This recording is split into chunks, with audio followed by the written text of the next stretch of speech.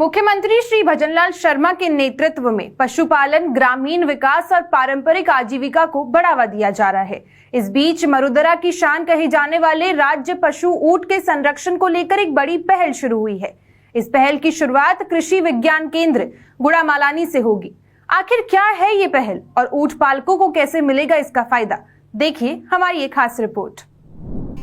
दोरों की शान, राजस्थान की पहचान और प्रदेश के गौरव, राज्य पशु ऊंट का अस्तित्व आज गंभीर चुनौती का सामना कर रहा है। ऐसे में मुख्यमंत्री श्री भजनलाल शर्मा के नेतृत्व में प्रदेश भर में ऊंटों का संरक्षण किया जा रहा है। जोधपुर कृषि विश्वविद्यालय ने भी इसके लिए एक महत्वपूर्ण पहल शुरू की है। इस पहल की शुरुआत कृषि विज्ञान केंद्र गुड़ामालानी से होगी, जहां ऊंट पालकों को सरकारी योजनाओं से जोड़ा जाएगा। इसके साथ ही चारागाह विकसित करने, ऊँटनी के दूध से नए उत्पाद बनाने और उन उत्पादों को राष्ट्रीय एवं अंतर्राष्ट्रीय मार्केट से जोड़ने की दिशा में भी काम किया जाएगा। राजस्थान में ऊंटों की संख्या लगातार कम होती जा रही है और ऊंटों की संख्या कम होते देख कृषि विश्वविद्यालय ने एक महत्वपूर्ण फैसला लिया है। क्या कुछ है सर से जानेंगे। प्रदीप सर से, सर क्या है ये पूरा और किस तरीके से इम्प्लीमेंट किया जाएगा इसका? सर, राजस्थान में अगर देखा जाए तो 45 सालों में ऊँटों की संख्या में खासकर बहुत सारी गिरावट आई है। और ऊँट, क्योंकि राजस्थान का नाम आते ही एक ऊँट और तपती धूप में ऊँट को चलते हुए और उसको सजे हुए दिखाया जाता है और ये अपनी संस्कृति का एक अहम हिस्सा रहा है। परंतु लगातार इसकी कमी आने के बहुत सारे कारण रहे हैं। ये पर्यावरण का एक हितैषी भी था, यहाँ के लोगों के आजीविका का साधन भी था और बहुत सारी चीज़ों में इसको लेते थे। मशीनीकरण आने की वजह से कम हुआ, फिर जो संसाधन थे खेती और उनमें भी दूसरी चीज़ें आने से इसका कम हुआ। इसी पहल को देखते हुए हमने एक कहा कि क्यों ना ऊँट जो हमारी विरासत का प्रतीक है, और अभी भी आप देखा होगा राजस्थान का जब विधानसभा का लोगो बन रहा है उसमें भी ऊँट को प्राथमिकता दी गई है। तो हर जगह ऊँट की संरक्षण की बात की जाती है। तो हमने एक पहल करते हुए जो ऊँट पालक है उनके साथ मिलके एक संगोष्ठी बन करके और उसमें हम अब एक क्लब बनाने के ऊँट पालकों का, ताकि मिल्क का उसका मूल्य बढ़ सके। एनआरसीसी कैमल है, उनके साथ मिलके हम किस तरह से ऊँट पालक को अगर मुनाफा मिल सके, और मुनाफा मिलेगा तो इसके संरक्षण की बात हर कोई करेगा। इसी पहल को लेते हुए हमने ऊँट का एक संगठन बनाया ऊँट पालकों का, और उसके सरकार के साथ साथ ही किस तरह से इसको व्यवसाय में लाकर और किस तरह से इसको फायदेमंद किया जा सके, खासकर ऊँट के दूध के लेके। तो दूध के कलेक्शन सेंटर का भी हम कर रहे हैं और कलेक्शन सेंटर के बाद इसके बहुत सारे उत्पाद बनते हैं जो कि औषधियों में उसमें काम आते हैं।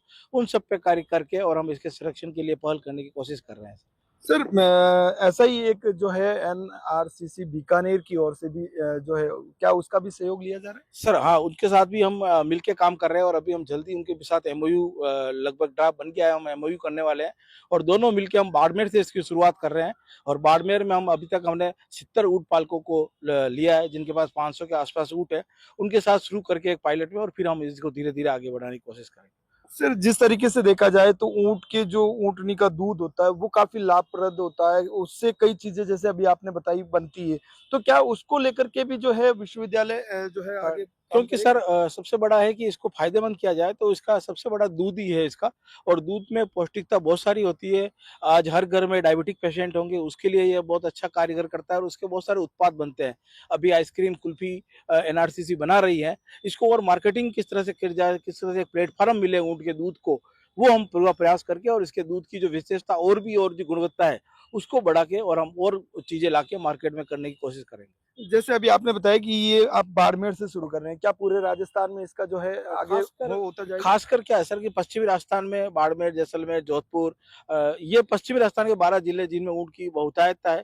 तो हम लगातार विश्वविद्यालय का प्रयास यही रहेगा कि विश्वविद्यालय के जितना भी एरिया है उसमें हम लगातार प्रयास करके और इन इलाकों में ऊँट के संरक्षण की वापस उनको असली पहचान वापस दिलाई जाए। तो ये थे प्रदीप जी जिस तरीके से बता रहे हैं कि ऊँटों का संरक्षण किस तरीके से किया जाएगा और उनके दूध से क्या-क्या जो है उत्पाद बनाए जाएंगे, उसको लेकर कृषि विश्वविद्यालय लगातार काम कर रहा है। आगे भी इस तरह के कार्य कृषि विश्वविद्यालय की ओर से होते रहेंगे।